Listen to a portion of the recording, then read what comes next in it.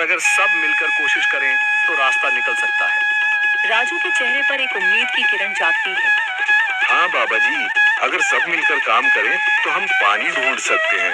हमने पहले कभी ये कोशिश ही नहीं की। लेकिन इतनी कठिन जमीन में नया कुआं खोदना आसान नहीं। मुश्किल जरूर है, नामुमकिन नहीं। अगर हम मिलकर काम करें तो ये हो सकता है। राजू खड़ा हो जाता है।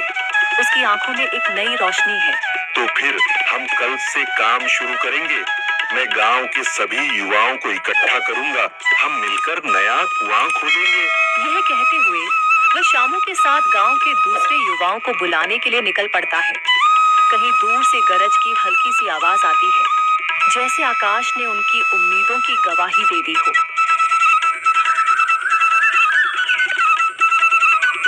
अगली सुबह राजू और शामू गांव के युवाओं को इकट्ठा करने निकल पड़े।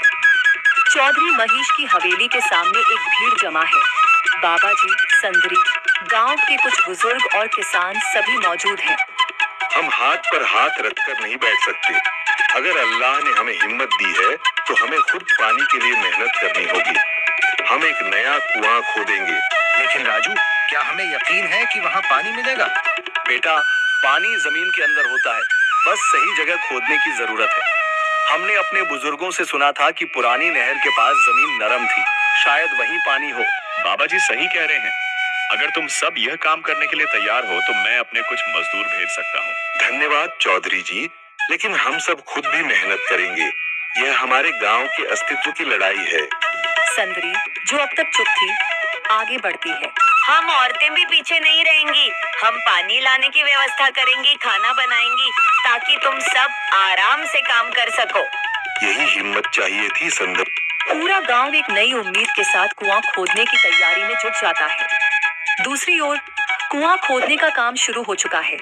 राजू, शामू और दूसरे युवा बेलचे चलाने लगते हैं। मिट्टी बाहर निकाली जाने लगती है।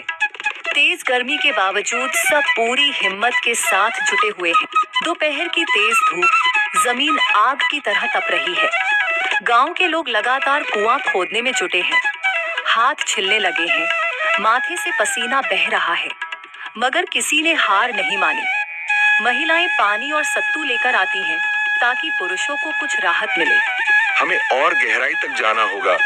अब तक सिर्फ सूखी मिट्टी और पत्थर ही निकल रहे हैं। राजू, यह बहुत कठिन काम है। अगर हमें पानी न मिला?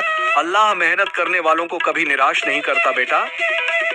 तुम सब अपनी कोशिश जारी रखो, पानी जरूर निकलेगा। हिम्मत मत हारो। अगर अब रुक गए तो फिर कभी पानी नहीं मिलेगा।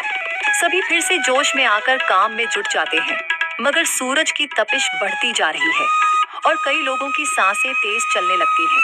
तभी एक तरफ से रामलाल और उसके आदमी हंसते हुए आते हैं। अरे भाई, तुम्हें लगता है कि जमीन तुम पर रहम करेगी?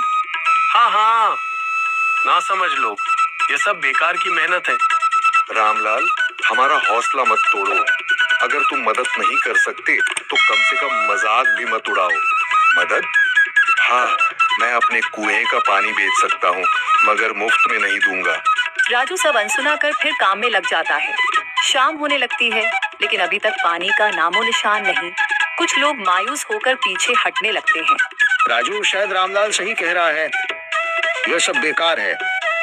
नहीं शामू, हमें हार नहीं माननी।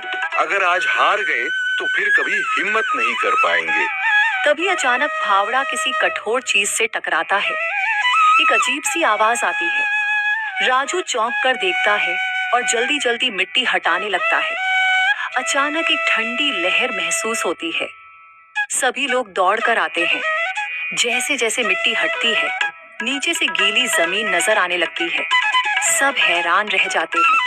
सुभान अल्लाह, मैंने कहा था ना, अल्लाह हमारी मेहनत को जाया नहीं करेगा। राजू और बाकी सभी जोर लगाते हैं। कुछ ही पलों बाद अचानक मिट्टी के नीचे से पानी की एक छोटी सी धारा फूट पड़ती है। गांव वाले खुशी से चिल्ला उठते हैं। पानी पानी निकल आया। यह अल्लाह की कुदरत है रामलाल, जिस पर तुम्हें यकीन नहीं था। पूरा गांव आनंद से झूम उठता है। लोग एक दूसरे को बधाइयां देते हैं। औरतें दुआ करने लगती हैं। कुछ दिन बीत चुके हैं। गांव वाले नए कुएं से पानी भर रहे हैं, खेतों को सींच रहे हैं और जिंदगी फिर से पटरी पर लौट रही है।